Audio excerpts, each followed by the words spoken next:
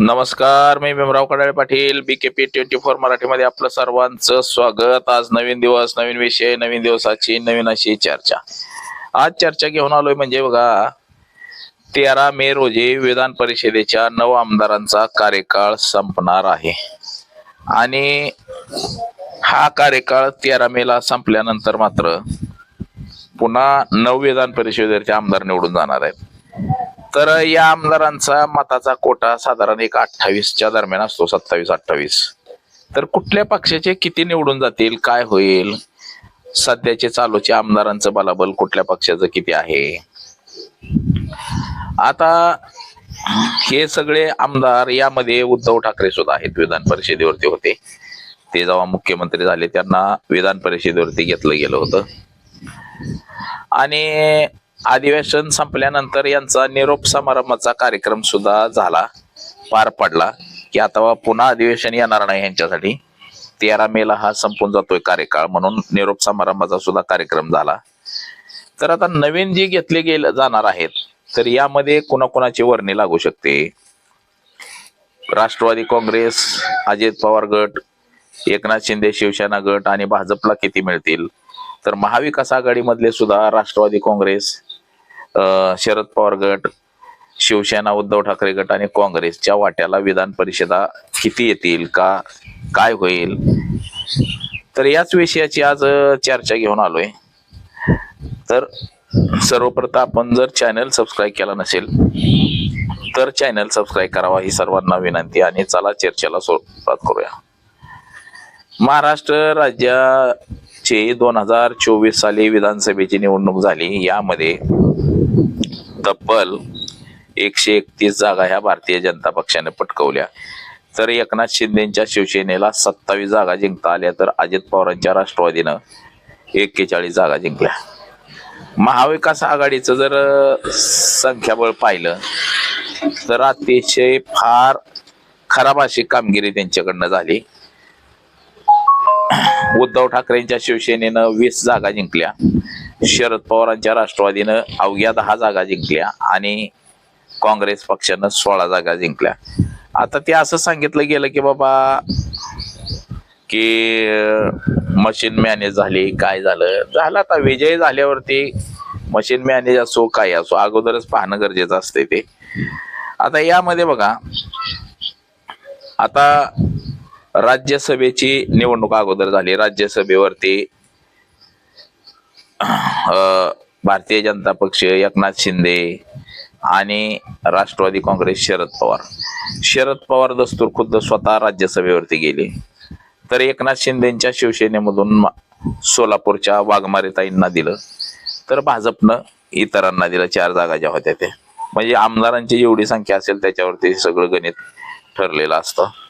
आता यामध्ये जे 9 सदस्य निवृत्त होणार आहेत त्यामध्ये बघा कोण कोण आहे. भारतीय जनता पक्षाचे रणजित सिंह मोहिते पाटील, म्हणजे जे अकलूजचे भाजपच्या विरोधात त्यांनी काम केलं होतं, संजय केनकर, संदीप जोशी, दादाराव केचे आणि शिवसेनेचे उद्धव ठाकरे उबाटा गट, नीलमताई गोरे एकनाथ शिंदेच्या शिवसेनेचे, शशिकांत शिंदे राष्ट्रवादी काँग्रेस, अमोल मिटकरी राष्ट्रवादी काँग्रेस आणि राजेश राठोड हेच सदस्य निवृत्त होत आहेत. आता हे 13 मे रोजी यांचा कार्यकाळ संपणार आहे आणि कार्यकाळ संपल्यानंतर मात्र आता चर्चेमध्ये जे लोक आहेत भारतीय जनता पक्षाकडनं बरेच आहेत. ते केशव उपाध्ये असेल, माधवी नाईक असेल, रणजित सिंह नाईक असेल, निंबाळकर, राम सातपुते, अशा अनेक जणांची मोर्चे बांधणी सध्या सुरू आहे.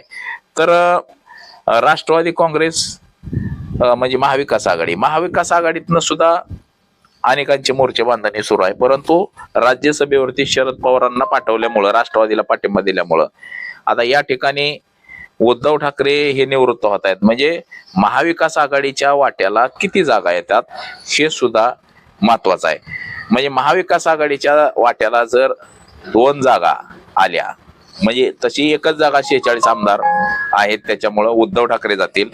आणि दुसरी जागा काँग्रेसला मिळते का शरद पवारांच्या राष्ट्रवादीला मिळते हे महत्वाचं आहे. आणि जर शरद पवारांच्या राष्ट्रवादीला दुसरी जागा जर मिळाली तर त्यामधून हर्षवर्धन पाटील इंदापूरचे माजी आमदार आणि राज्याचे जे मंत्री होते 18 वर्ष, त्या हर्षवर्धन पाटलांना चान्स लागू शकतो. परंतु जवळपास 10 आमदारांचं संख्याबळ त्यांना कमी पडेल. आता ते पक्षीय बलाबल कसं आहे ते सुद्धा आपण बघितलं पाहिजे की बाबा आता जर महाराष्ट्रामध्ये 288 आमदार आहेत आणि 288 आमदारामध्ये जर 28चा जर कोटा निघला, 28चा म्हणजे एका विधान परिषदेच्या सदस्याला 28 मतं आमदारांची हवेत. तर यामध्ये महाविकास आघाडी आणि महायुती म्हणजे भारतीय जनता पक्ष आणि राष्ट्रवादी आणि शिवसेना यांचे 8 उमेदवार जवळपास निवडून जातील. परंतु त्यांना सुद्धा 10 मताची गरज पडणार आहे 8वा उमेदवार निवडून आणण्यासाठी. खरे आता जे 9 उमेदवार आहेत त्यापैकी भारतीय जनता पक्षानं 4 उमेदवारांवरती दावा केलेला आहे की 4 आमचे ह्याच्यामध्ये येणार आहेत आमचे, आणि एकनाथ शिंदेना 1 आणि राष्ट्रवादी अजित पवारांना 1 असं भारतीय जनता पक्षाचं सूत्र आहे. परंतु जागा आहेत 9, म्हणजे भाजपनं 5 घेतल्या तर ह्यांना 2-2 द्यावे लागतील. परंतु जर बिनविरोध म्हणजे ही जर निवडणूक असेल तर, परंतु विधान परिषदेची निवडणूक सहजासहजी होत नाही, बिनविरोध होतं. आणि या बिनविरोधामध्ये किंवा निवडणूक जर लागली एका जागेसाठी तर ती एका जागेसाठी लागू शकते. आता भारतीय जनता पक्ष आणि भारतीय जनता पक्षासोबत असलेल्या आमदारांचं सगळ्यांचं जर संख्याबळ बघितलं आपण, भारतीय जनता पक्ष 131 आणि एकनाथ शिंदेची शिवसेना 57, म्हणजे ते झाले 188 पर्यंत, आणि अजित पवारांचे 40 असे जर धरले तर त्यांचा आकडा लांब जातो. त्याचबरोबर आता महाविकास आघाडी जी आहे, महाविकास आघाडीचं संख्याबळ आहे फक्त 46. आता 46 संख्याबळ जर महाविकास आघाडीचं म्हटलं तर 1 उमेदवार निवडून जातोय. समजा 1 उमेदवार उद्धव ठाकरे धरले, 28 मतं गेली. उर्वरित जी मतं आहे ती परत 28 मतं जुळवायला, म्हणजे शिल्लक किती राहत आहेत, 46 मधनं 28 गेली, पुन्हा त्यांना 10 मताची गरज लागणार आहे. ही जुळवाजुळव करावी लागणार आहे. तर आता ह्याच्यामध्ये जर आपण इतर पक्षांचं जर संख्याबळ पाहिलं, म्हणजे छोटे मोठे इतर पक्ष जे आहेत तर त्यांचं जर संख्याबळ बघितलं तर ते संख्याबळ सुद्धा छोट्या पक्षांचं मोठं आहे. म्हणजे बघा, समाजवादी पार्टीचे 2 आमदार आहेत, जनस्वराज्य शक्तीचे 2 आमदार आहेत, राष्ट्रीय युवा स्वाभिमानी पार्टी 1 आमदार आहे, राष्ट्रीय समाज पार्टी 1 आमदार आहे. परंतु तो भारतीय जनता पक्षासोबत राष्ट्रीय समाज पक्षाचा आमदार गेलेला आहे. MIMचा 1 आमदार आहे, CPMचा 1 आमदार आहे, पुन्हा पिजंट अँड वर्क्स पार्टी एक आहे, इंडियन पार्टी, तिचा 1 आमदार आहे, राजश्री शाहू विकास आघाडीचा 1 आमदार आहे, आणि अपक्ष 2 आमदार आहेत. आता ह्यातले जर 10 संख्याबळ जर जुळवलं महाविकास आघाडीनं, म्हणजे शरद पवारांच्या राष्ट्रवादीनं, मग शरद पवारांच्या राष्ट्रवादीचा जर उमेदवार दिला, म्हणजे 1 उमेदवार हा शिवसेनेला गेला. काँग्रेसला म्हटलं तर हे लोक पाठिंबा देणार नाहीत, परंतु राष्ट्रवादी शरद पवारांना म्हटलं तर हे छोटे पक्ष पाठिंबा देतील. समाजवादी पक्ष पाठिंबा देईल, जनस्वराज्य म्हणजे विनय कोर यांचा पक्ष पाठिंबा देईल, युवा स्वाभिमानी राष्ट्रीय त्याचा 1 आहे तो पाठिंबा देईल, MIMचा माणूस पाठिंबा देईल, राजश्री शाहू आघाडी त्यांचा पाठिंबा देईल. म्हणजे 2, 4, 6, 8, 9, 10 आमदारांचं जे संख्याबळ आहे हे जुळल.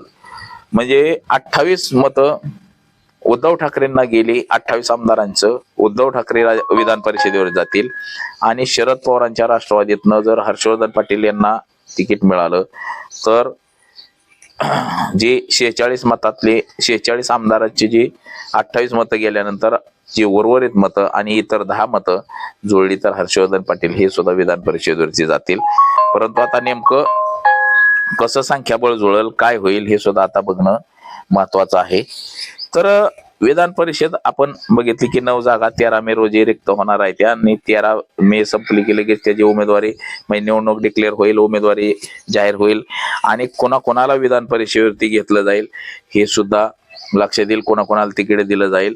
परंतु महाविकास आघाडीला एक जागा निवडून आणण्यासाठी 10 मतांची गरज आहे आणि ती 10 मतं राष्ट्रवादी काँग्रेसच्या वाट्याला जर ती जागा गेली शरद पवारांकडे तर ती 10 मतं सहजासहजी जुळू शकतात. अन्यथा ते जर जागा आता एक तर काँग्रेसला द्यावी लागणार आहे, द्यावी लागेल का उद्धव ठाकरेंना तर एक द्यावे लागणार आहे, कारण की त्यांनी राज्यसभेसाठी शरद पवारांना पाठवण्यासाठी मदत केलेली आहे काँग्रेसने बी आणि उद्धव ठाकरेंनी बी. परंतु उद्धव ठाकरे ना विधान परिषदेवरती सुद्धा पाठवणं तितकंच गरजेचं आहे असं संजय राऊत यांनी म्हटलेलं आहे. परंतु जी उर्वरित मतं राहतात ही उर्वरित मतं आणि अधिकचे काही मतं जमा करून दुसरा उमेदवार महाविकास आघाडीचा निवडून येतोय का आणि ते नेमकं कोणाला निवडून देतात हे सुद्धा महत्वाचं आहे. हर्षवर्धन पाटील यांचं पुनर्वसन पवार कुटुंबाला करायचंच आहे, परंतु तो मग ह्या अशा पद्धतीने केलं जाते का हे सुद्धा आता बघणं महत्वाचं आहे. तर बघा, आज एवढंच. माझा सहकारी कॅमेरामन अनिकेत सह मी भीमराव कडाळे पाटील, BKP 24 मराठी, इंदापूर, पुणे.